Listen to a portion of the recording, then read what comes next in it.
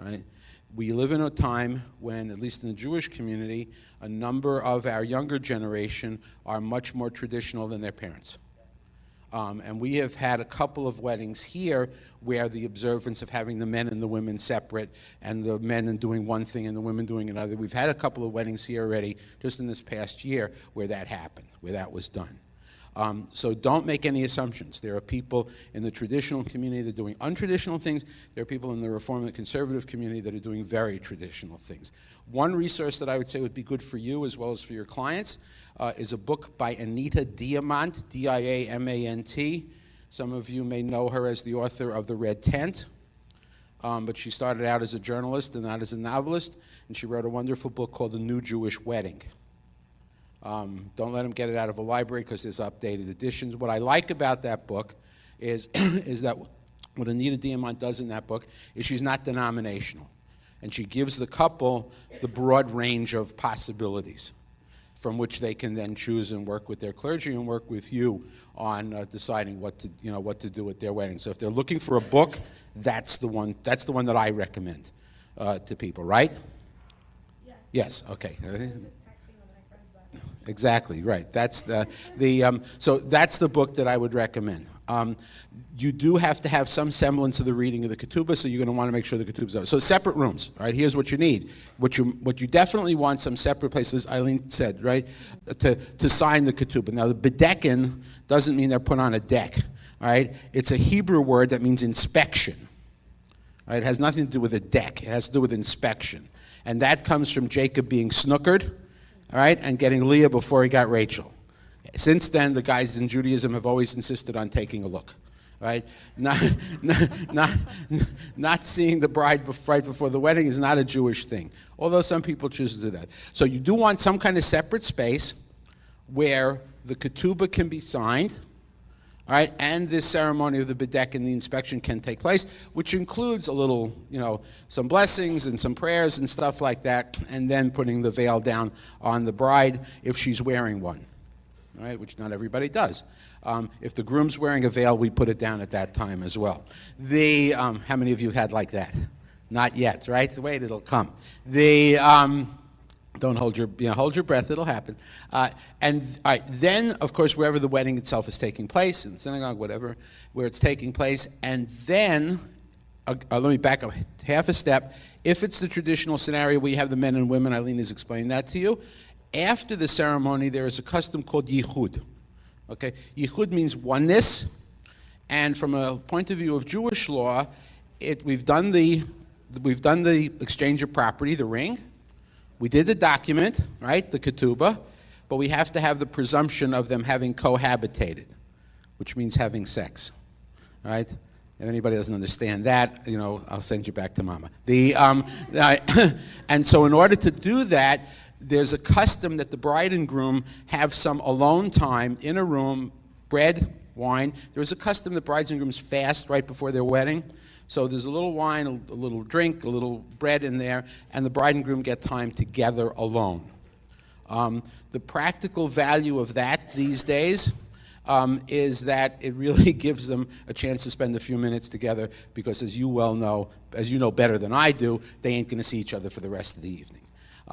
So that's the way I explain it to people. I mean, we're not that concerned about the halachic, the presumption in Jewish law that they've, cohabited, but really it's really nice to do that. So you may need to have either the same room where the ketubah was signed or some other space available if the bride and groom choose to do that. All right, that's my sort of fill-in on some of the stuff. Thank you, Rabbi. That's perfect.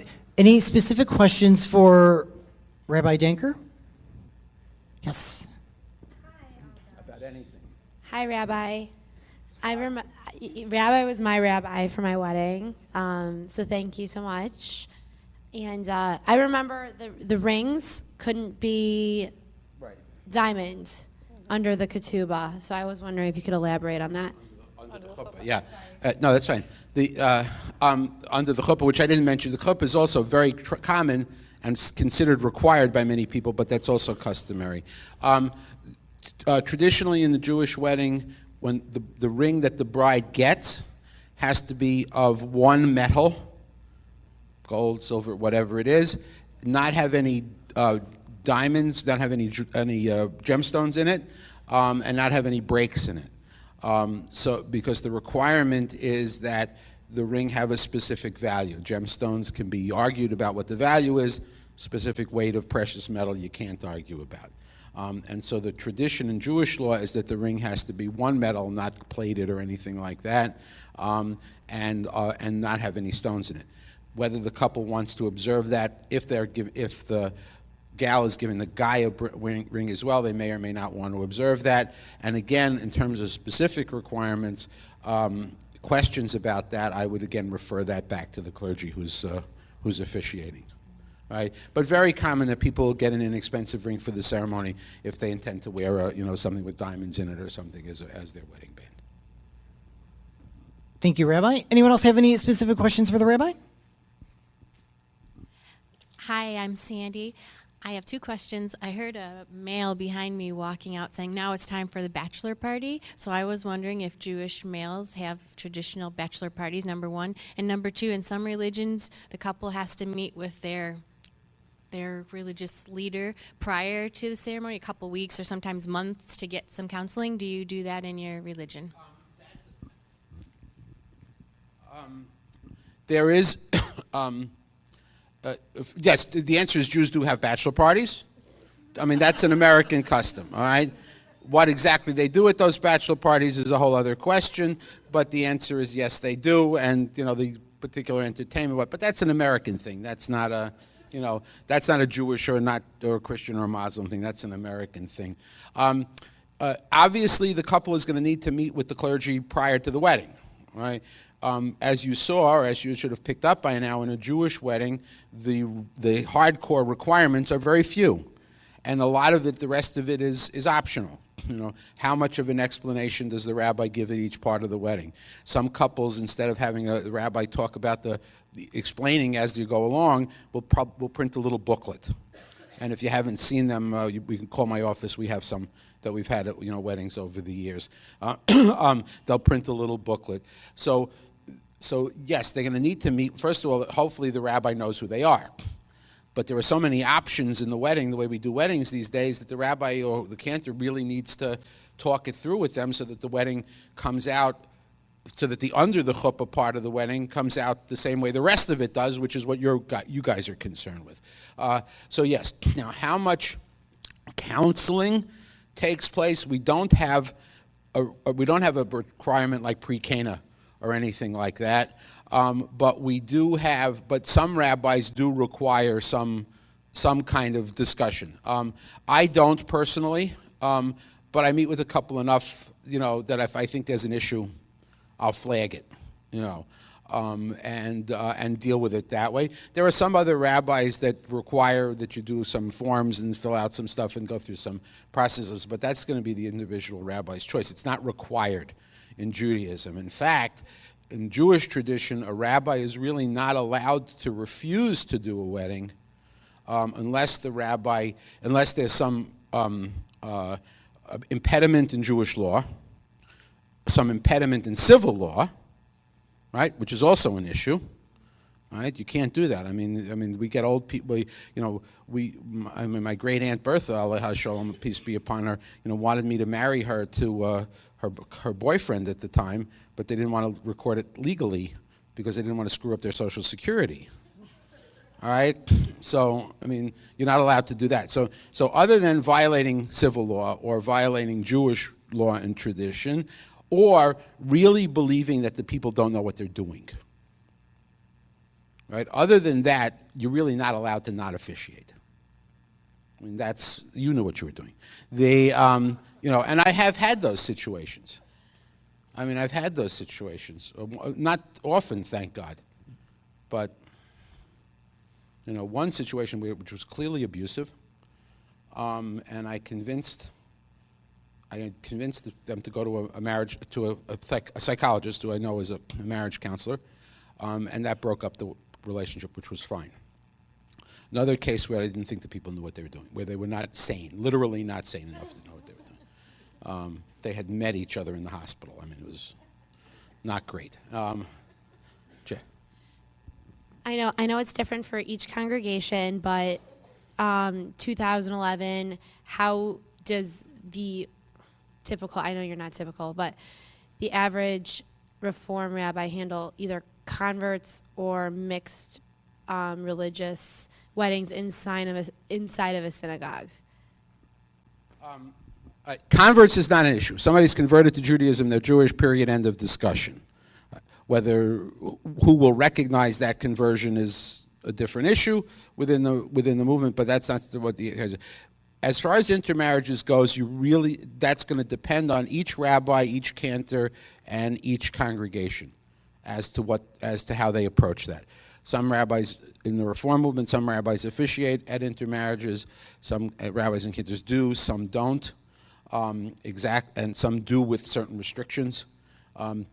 And also the policy of the clergy and of the congregation in each place will determine what is permitted in each place. So it's really case-by-case basis. Thank you, Rabbi. I'd like to go ahead and open up some questions to the entire panel. So if you have any questions for Renee regarding the facility or other customs, Renee is extremely knowledgeable in many areas in the Jewish faith. Or any questions for Eileen regarding what it takes to plan an event for a Jewish family. Weddings are obviously very intricate depending on if they are Orthodox or Reformed. So I'd like to open up the discussion to the rest of the panel. So any questions?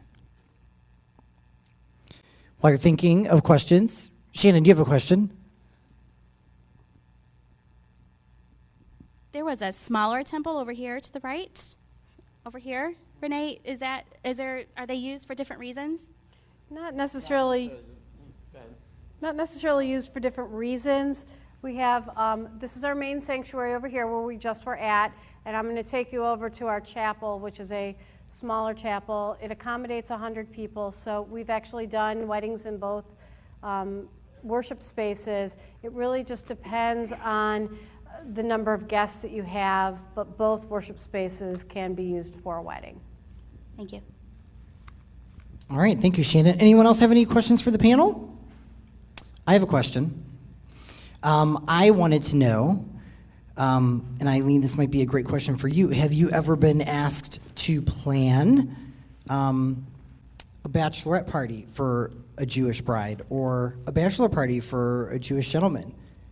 It seems to be a hot topic. No.